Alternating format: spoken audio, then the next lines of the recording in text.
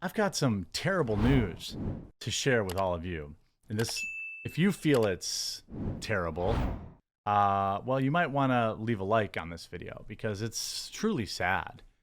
Um, I guess there's really bad news coming down the pipeline for the woke ideological writers in Hollywood.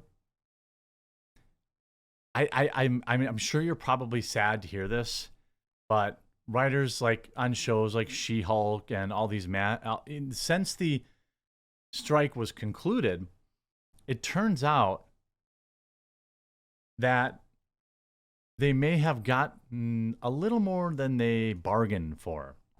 This an article in Bounding into Comics. Hollywood screenwriter explains how woke diversity hires will be out of jobs under the new Writers Guild Award.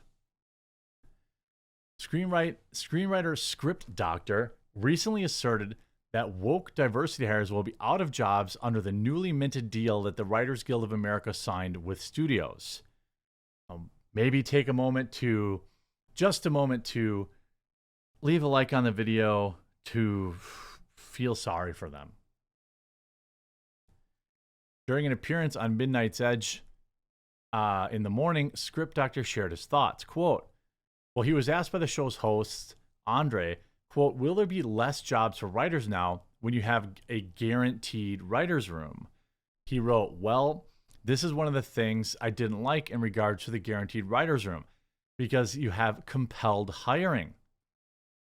It looks like a certain members in the union on the negotiating committee have turned that inside out a little bit for the benefit of writers that know how to finish scripts and maybe not push too much ideology in there.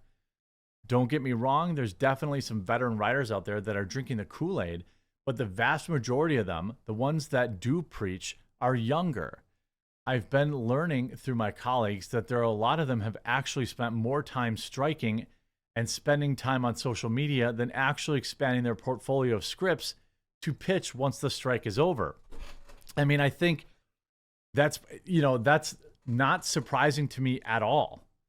Like, not in the slightest, that they've been spending time tweeting online rather than actually, worrying about their career, because this is a big moment for them, a big amount of clout for them to get. You end up with a lot of these woke writers that they don't really care. They don't really care about the work or putting out any kind of quality. I mean, if it were true and they did care, we probably wouldn't have seen She-Hulk twerking. After briefly comparing himself to his colleagues, he continued, quote, so basically, what we are seeing here from the youngins is that there's going to be possibly less opportunities for them to, especially in something that is pre-greenlit or mini rooms. And that comes down to two factors that I can think of. Quote, the first one is the current NBA clearly defines that a showrunner has to be a union writer. He said, so it can't be an internal executive producer like Kevin Feige. It also gives them a bit more power in who they select for the writing positions in the minimum staffing mini rooms.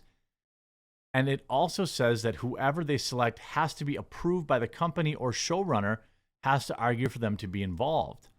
Now, with regards to those rooms, you have showrunners that would only, a real showrunner, a good showrunner, is only going to hire writers that they are going to get value out of in the room, which means that if you are a diversity hire and that's all you've got going on, you're of no value to the showrunner, which means you're not going to get your guaranteed hire over there. I think that's a good thing, the Script Doctor elaborated. Well, yeah, I mean, I think that, ultimately, I think that you end up with a scenario here where you've got to trim the fat. This is what happens when you are slowly to get replaced, is that you end up having to do more with less. And I think that's something that we see all the time in manufacturing and in any real career, including writing. For a second point, he detailed the other aspect with regard to the contract pertaining to mini rooms. These are mini writer rooms, is the compelled hiring has now increased the compelled hiring, and the extended time frame for which they have to work on the show, which is like the minimum of 10 weeks. He explained that essentially turns the mini room into something way more expensive than the traditional model of developing a pilot, producing the pilot to be screened before an audience test to see whether or not it's actually going to be any good, and then giving it the green light to go to an actual series order. The mini room basically tries to force a hit show within 6 episodes or 8 episodes or 10 episode structure. Get it all written before any of it's filmed and then push it out there. You could take a look at a pilot like Ahsoka and say to yourself, okay, that's a show that was done in a mini room. It was done by one writer, Dave Filoni, and you put that through pilot tests, and there's no way it would have been picked up for the remainder of the episodes, and that's a good thing. You don't want that. So right now, it looks like mini rooms are kind of being, for the moment, they'll be the kind of priced out of the budget side of things from studios because of more lucrative and less risk for them to actually go back to filming a pilot, testing it, and then determining whether or not to give a series an order. So essentially, he asserted when you have these type of orders and you have the showrunner being in charge of it, picking the writers they want to work with, and being able to argue why they need it for the benefit of the show, you basically exclude any of the writers in town that aren't going to be of value of you. I think everybody listening and gentlemen on the panel know that who these type of writers are. They're not going to be lasting in the industry because they're just not qualified. And I think it would be great. It would be great to have that there's less jobs for them because it gives me a better chance of having more job opportunities. So essentially you have a writer, a script writer, come out and say, yeah, well, there's going to be a lot less opportunities and a lot more pressure on writers in Hollywood. Therefore, this is good. It's a good thing for me because it gives me more opportunities to actually, get out there and get a job. But what it does mean is all these woke diversity hires aren't going to have an option because they're not going to be in the room because they're not going to get picked. He then responded to a comment from Andre who stated, let's face it, a big part of the problem that we've had, especially with the MCU as of late, isn't just the producers behind the scenes have gone nuts. It's that the writers' rooms are staffed with incompetents and general assorted activists, many of whom would be these younglings, if you will, that come in not through merit, but through other means and produce a bunch of BS. The script doctor replied, if it's not through merit, they've done something that's made them hot in the moment, and you've basically have the studios clamoring at them to work for them writing. They overbook themselves, overstretch themselves, and they end up being terrible because they've signed 9 deals that are all due over the next year and a half or 2 to turn in. Trying to write 9 feature films in 2 years is really difficult and thing to do, especially if they're going to maintain any kind of quality. On top of that, you're putting them out there, you're getting notes back, you've got to go back and forth, you're dividing a lot of your time. He noted, this is a big red flag. I've pointed out, especially with Dave Callahan. He's written Wonder Woman 1984, Zombieland 2, Mortal Kombat, and Shang-Chi. These 4 movies alone came out within a year of each other. All were terrible, but he was the hot ticket item. He was the hot ticket writer for these studios. Yeah, I mean, I think ultimately what he's saying here is that, it's not going to eradicate all the woke nonsense, but it's going to create a lot less opportunity for it.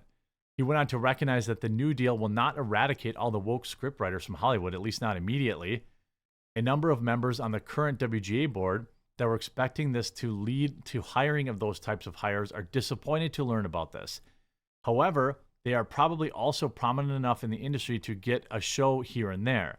So there will be, of course, hiring for that. So you can most likely have these type of shows peppered throughout, but still for a little bit. He continued, here's another part too, because the new residual metric, the more money you get comes based on the fact that you have to obtain 20% of the subscriber viewership or more in order for you to make the most amount of money. So if you care about making money as a writer, that means now you have to make a good show. So they're actually like incentivizing putting together a quality show, which could be, good for viewers. I don't know how many writers care about money though. You look at a lot of these people who, in the industry, in the comic book industry, for example, half of the people in the comic book industry, I see them begging for money and GoFundMe stuff on Twitter and not writing books. So I don't know how many of these writers are actually, financially motivated, but I would hope